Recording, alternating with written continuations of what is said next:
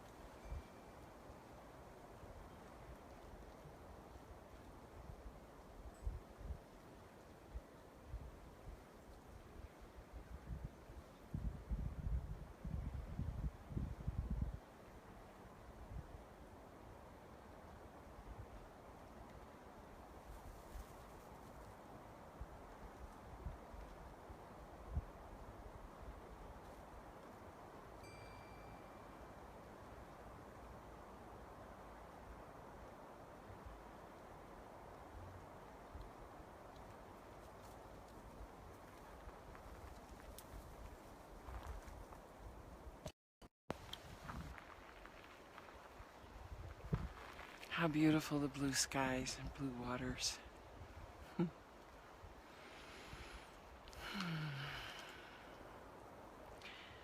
Following up yesterday's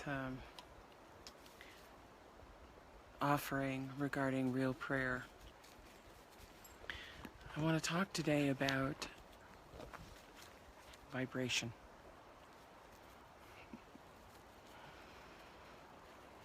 It's a beautiful thing that what mystics have known is starting to become known scientifically, and that we live in a world in which research can be done, and that gives scientific credibility to what mystics have always known.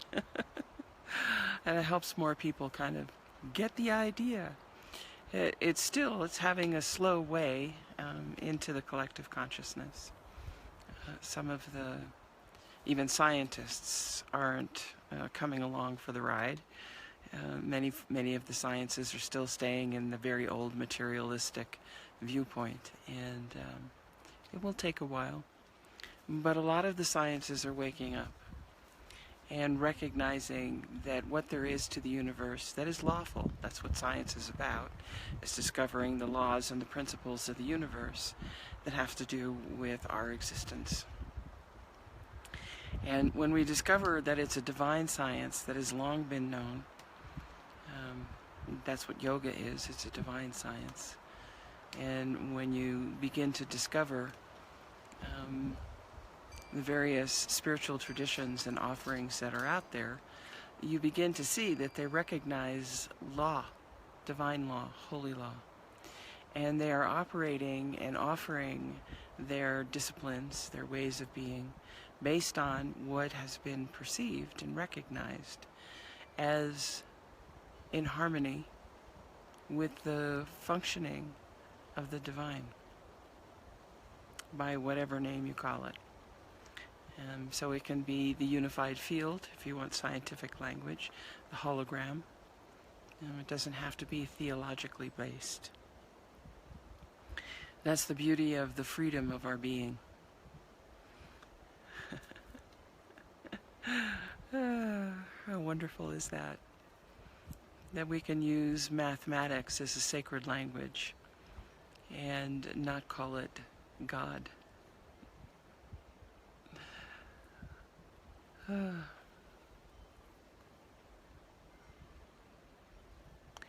The recognition that's occurring has to do with that everything that is energy, and everything that is energy is vibration. And to be sound and whole is to be in attunement with the vibration that is the expressive voice of this silence, the still small voice. And the attunement with that throughout our system. So it's not just our mind, and it's not just our hearts, but it's our every cell of our body. And it can vibrate so thoroughly and completely in our system that we come into a state of harmonic quantum coherence. And in harmonic quantum coherence with unity of the pure substance of being, in vibrational accord, brings everything that's better than human betterment, as we are fond of saying here.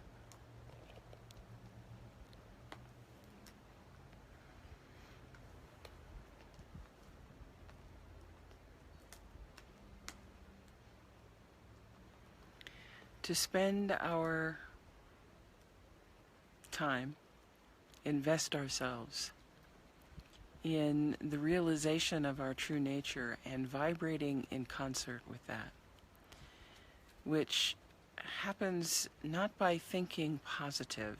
I mean, this is kind of the limitation that's, come from The Secret and various things. Change your thinking, change your life. It's useful, but it's not it. It's just a stepping stone. And the limitations become apparent before too long. But it is a good change. It's a good shift. It's just a baby step. When we come into what we've been speaking about here, no self, no mind, which means no thought, and no doer, it's like today. It's a good day to die.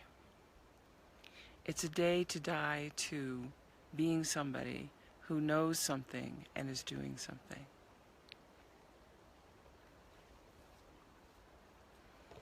So the journey of this light-hearted being that we are, the beautiful holy fool, includes dying, releasing ourselves, being liberated from the limitations of human thought, let alone the patterns and structures of karma, of familial systems, ways that we learn to be, of the primary object relations that we learned. All the things that I've been discussing.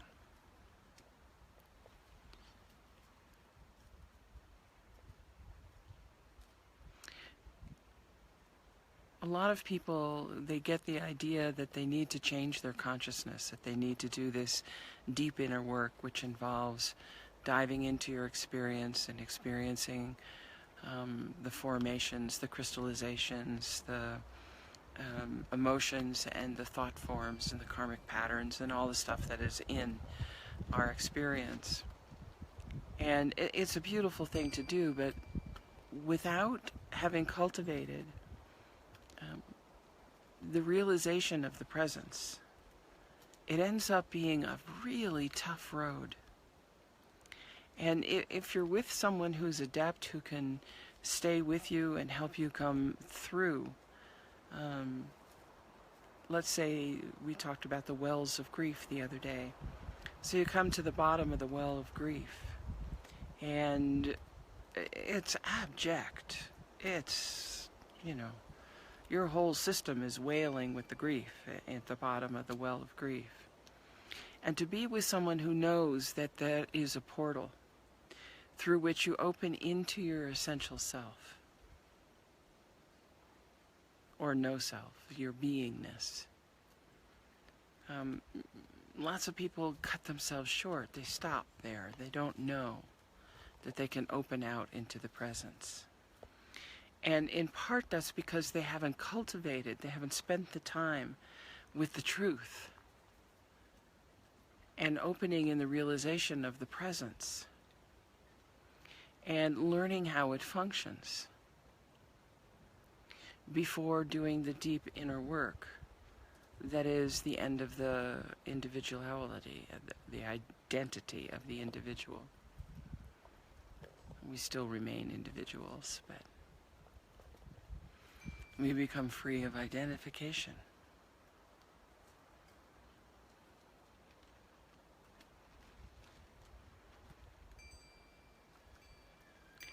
Real prayer, this effective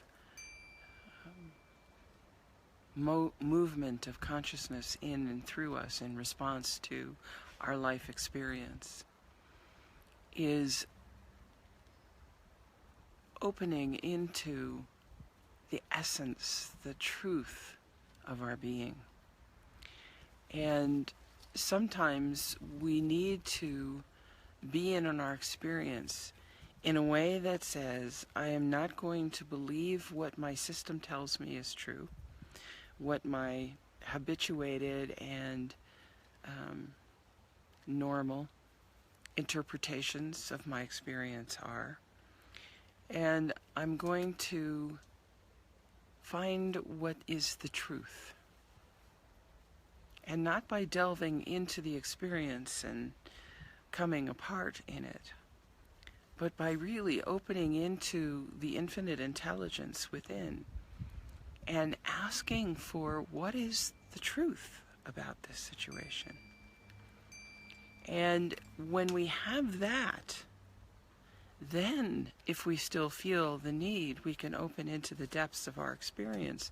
But we are now armed with what has been revealed to us is true about this situation.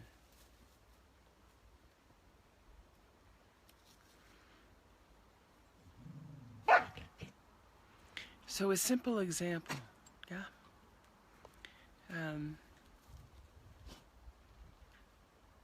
the experience of not having enough money. So there's an experience of lack there, of not enough. And that can be quite painful. So we want to enter into that experience with some sensibility of what is true and what is real. And, our true nature will bring forth what is applicable to our situation. And that can be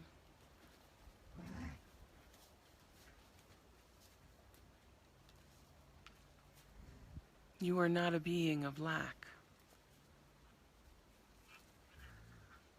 Not enough is a lie of separation. The truth is abundant life. And when that arises within us, and sometimes, we're not feeling like it's coming and we need that dose of truth, we can turn to spiritual literature and, playing with synchronicity. You can open a sacred text or, and just let the page fall open and see what's there. And you stay with that truth until you begin to open into feeling it, sensing it. So that's not just a thought.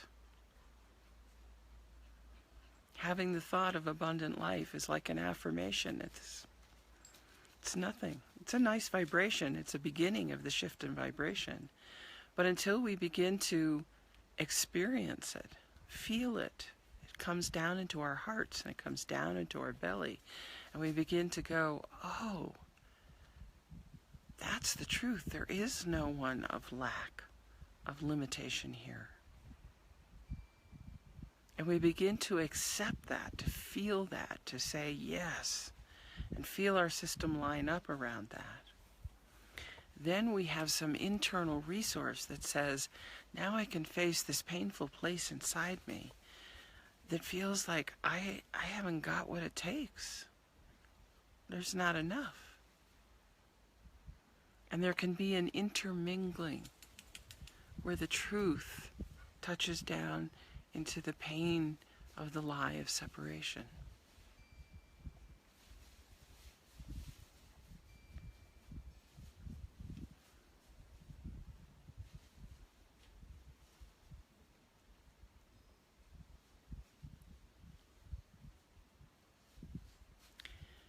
We can take any experience in life, anything that comes into our awareness. Oh, they're dropping bombs. People are being kicked out of the country. They're passing laws to allow the environment to be further degraded. And we can notice, I feel upset about that. There's something in me that's engaging with that.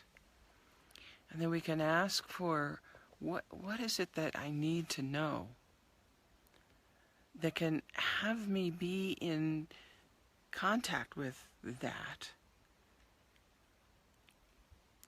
has some capacity from the infinite invisible to make itself explicit in regard to this particularization, this situation, this thing that has come into our awareness. And it's the same with good appearances and bad appearances. It's really a love for the truth that supersedes all appearances.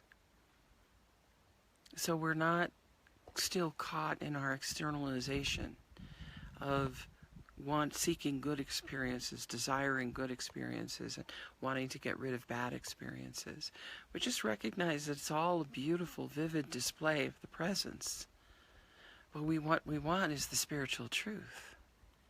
And we want that to abide and resonate and vibrate within our system so that it's available to us when we meet appearances of separation. Good and evil.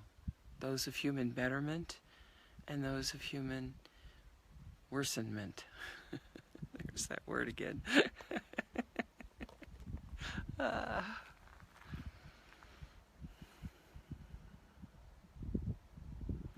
So perhaps an experience of an influx of finances comes in, and we would most of us call that a good thing, helps us here in the world and in life. Nothing wrong with that. It's a good thing. And then we want to take that to heart and we want to say, well, what's the truth about the good appearance? And then we find ourselves giving thanks to this that is abundantly appearing as financial well-being in this moment. And then we have sown our seed to the truth. So we may give thanks that there is a source of abundance in the world, but we recognize that that source of abundance that's appearing in the world is an appearance of this abundant life that loves us. And that's where our real thanksgiving goes. When we're opening into being in vibrational, harmonic alignment and attunement with the truth of our being, resonating as what is real throughout our system, life becomes quite a magical unfoldment. So enjoy your good day today and Good Friday. Spend your time this weekend, if you can, in the womb. Well, in the tomb. The tomb is the womb. I jumped a step.